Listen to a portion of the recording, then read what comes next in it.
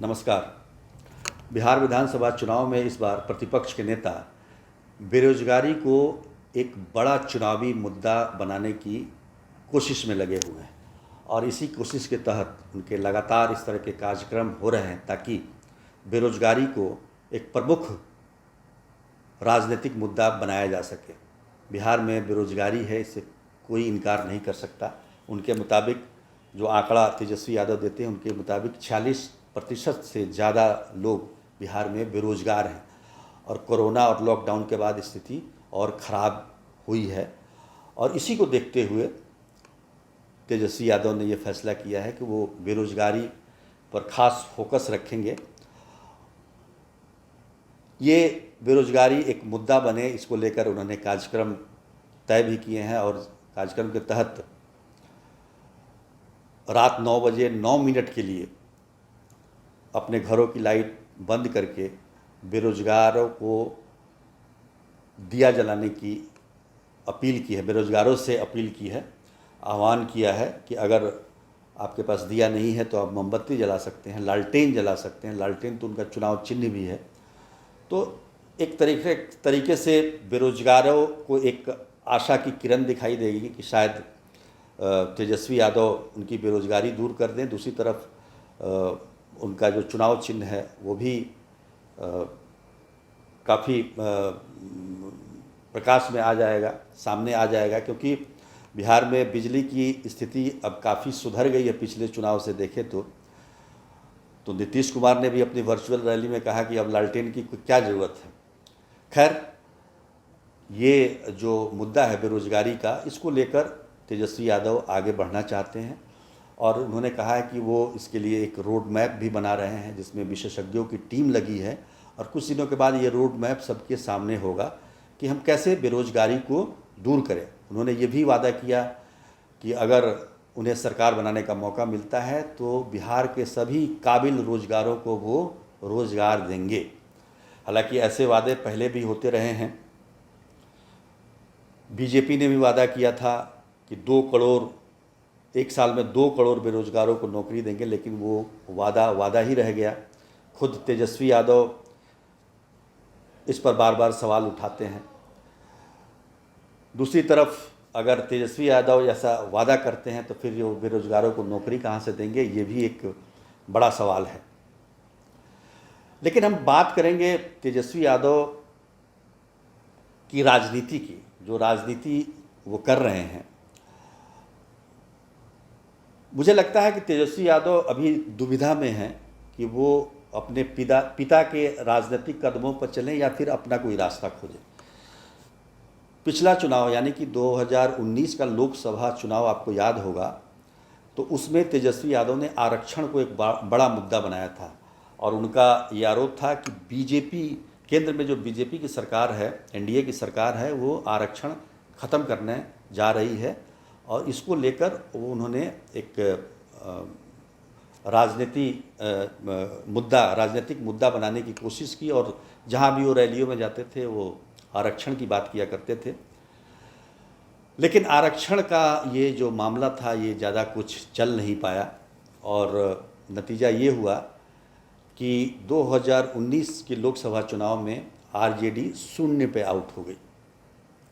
उसके बाद वो कई महीनों तक अज्ञातवास में भी रहे, फिर लौट कर आए और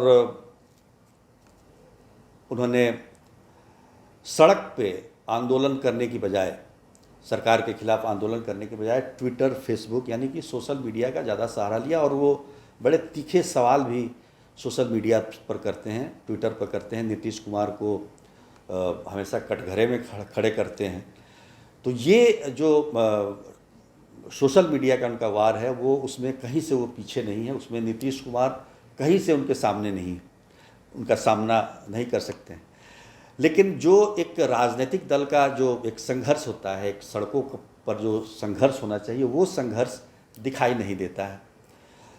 दूसरी बात, इस बार के चुनाव में वो बिल्कुल अपने रास्ते पर चलने की कोशिश में हैं। बेरोजगारी को मुद्दा बनाकर युवाओं को आकर्षित करने का उनका प्रयास है। साथ में वो एक और चीज़ लेके आ रहे हैं, एक मुद्दा लेके आ रहे हैं, आर्थिक न्याय। उनके पिता लालू प्रसाद यादव ने सामाजिक न्याय की बात की थी, आपको याद होगा। और सामाजिक न्याय के तहत उन्होंने ये कहा था कि उन्होंने गरीबों को, जो पिछड़े हैं, दलित हैं, उनको आवाज़ दी है, अपने हक लेने की आवाज़ उनको उन्होंने प्रदान की है। और उसका काफ़ी असर भी हुआ। आप देखेंगे कि लोकतंत्र में जिस तरीके से इन तबकों की भागीदारी बढ़ी है, तो निश्चित रूप से ये सामाजिक न्याय का ही एक हिस्सा हो सकता है। लेकिन आर्थिक न्याय लेके आ रहे हैं तेजस्वी यादव, और उन्होंने हालांकि इसके बारे में ज़्यादा चर्चा नहीं की है, लेकिन ये आर्थिक न्याय क्या होगा इसके बारे में विस्तार से वो बताने वाले हैं। उन्होंने कहा है कि इसके बारे में भी हम बताएंगे। तो बेरोजगारी और आर्थिक न्याय, तो एक तरीके से युवाओं को और आर्थिक न्याय होगा तभी हम कह सकते हैं कि बेरोजगारी दूर होगी। आखिर बेरोजगारी दूर कैसे होगी? जब तक आर्थिक उत्थान नहीं होगा, औद्योगिक कल कारखाने नहीं लगेंगे बिहार में, तो ये बेरोजगारी दूर कैसे होगी? ये एक बड़ी समस्या है। लेकिन जो नारा उन्होंने दिया है, इससे लगता है कि एक अलग सोच की तरफ उनको लेके जा रहा है। उन्होंने नारा दिया है नई सोच नया बिहार, तेज रफ्तार तेजस्वी सरकार, इस तरह के नारे उनके चल रहे हैं। तो कुल मिलाकर देखा जाए तो तेजस्वी यादव अपने ढर्रे पर इस बार के चुनाव पर में चलना चाहते हैं। एक तरह का एक प्रयोग होगा, लेकिन कुछ बातों का उन्हें ख्याल रखने की ज़रूरत है जो वो ख्याल नहीं रख रहे हैं। आरजेडी का अपना वोट बैंक है और काफ़ी अच्छा बेस है पूरे बिहार में, लेकिन उसका इस्तेमाल, या मैं कहूँगा कि जो एक नेतृत्व को करना चाहिए वो नहीं हो पा रहा है। ख़ासतौर पर जो लोग भी बिहार के कोने कोने से मिलने के लिए आते हैं तेजस्वी यादव से, तेजस्वी यादव मुलाकात नहीं कर पाते हैं। हालांकि ये कोरोना का टाइम है, सब कोई बच रहा है, लेकिन ये पहले की भी बात है। और लालू यादव में एक खूबी ये थी कि वो किसी भी आदमी से, कोई भी दूर दराज से आया, कोई कितना भी गरीब हो, पिछड़ा हो, सबसे मिलना जुलना उनका एक नियम था। तेजस्वी यादव उसमें विश्वास नहीं रखते हैं। मुझे लगता है कि ये एक ख़ासतौर पर आरजेडी जैसी पार्टियों के लिए ये ठीक नहीं है। ये पार्टी जो है वो काफ़ी गांव से जुड़ी हुई पार्टी है, और गांव में जो लोग रहते हैं, जो जिनका सामना सरकारी अफसरों से करने की हिम्मत नहीं होती है, वो भी लालू यादव से आकर अपनी बात कह जाते हैं। तो एक रैपो बना हुआ था लालू यादव का और जनता के बीच का। लेकिन तेजस्वी यादव में वो बात नहीं है। इसमें ये तेजस्वी यादव को करने की ज़रूरत है। अभी हाल की घटना बताते हैं कि अक़लियत प्रकोष्ठ की बैठक बिहार में आरजेडी की होने वाली थी। कम से कम 3-4 बार ये बैठक टल चुकी थी, और जब आखिरी बार बैठक निश्चित की गई तो ऐन मौके पर तेजस्वी यादव ने कह दिया कि वो इसमें भाग नहीं ले सकते हैं क्योंकि उनकी तबीयत ठीक नहीं है। तो ये जो चीज़ें होती हैं, अगर उस समय आके अक़लियत से 2 शब्द ही, या फिर आप ये कह सकते थे कि मेरी तबीयत ठीक नहीं है इसलिए माफ़ी चाहता हूँ, तो ये अलग बात होती। दूसरी बात ये है कि तेजस्वी यादव की पार्टी में काफ़ी वरिष्ठ नेता भी हैं जो लालू के समकालीन हैं। उनसे राय मशवरा भी किया जा सकता है। एक जगदानंद सिंह जो कि प्रदेश अध्यक्ष हैं, उनको छोड़ के बाकी किसी से भी तेजस्वी यादव कोई विचार विमर्श नहीं करते हैं। ये भी एक उनके लिए अच्छी बात नहीं है, क्योंकि जो भी अनुभवी हैं, जो वरिष्ठ राजनेता हैं, उनकी उपेक्षा नहीं होनी चाहिए और सबको एक दिन वरिष्ठ होना है। इस बात का भी ख्याल तेजस्वी यादव को होना चाहिए।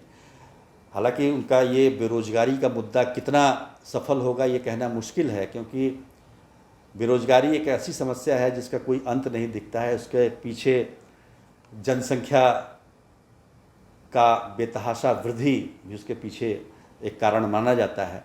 और सबसे बड़ी बात है कि अगर बेरोजगार नहीं रहेंगे तो राजनीतिक दलों में कार्यकर्ता कहाँ से आएंगे, राजनीतिक रैलियों में लोग कहाँ से आएंगे। तो ये तमाम चीज़ें हैं।